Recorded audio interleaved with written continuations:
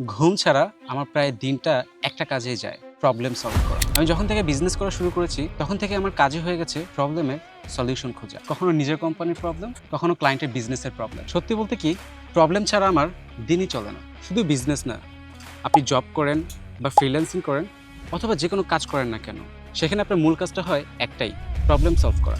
আপনি হয়তো বুঝতে পারেন না, কিন্তু দিন শেষে আপনি আসলে কারো না কারো প্রবলেমই সলভ করছেন। তাই আমি কাউকে বিজনেস করতে উৎসাহিত করব না যদি না এই তিনটা কাজ আপনারা না করেন: প্রবলেম সলভ করার ধৈর্য, ব্রেনস্টর্মিং করার ক্ষমতা, আর বারবার চেষ্টা করার মাইন্ডসেট। কারণ বিজনেসের প্রথম প্রশ্ন হলো আপনি কোন প্রবলেমটা সলভ করছেন। আপনার প্রোডাক্ট বা সার্ভিস মানুষের কোন প্রবলেমটা সলভ করছে।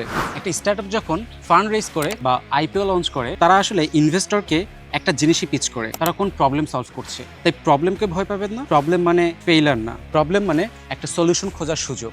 আর যদি আপনার মাইন্ডসেট হয় সবসময় এক্সকিউজ দেওয়ার, তাহলে আপনি কখনো প্রবলেম সলভার হতে পারবেন না।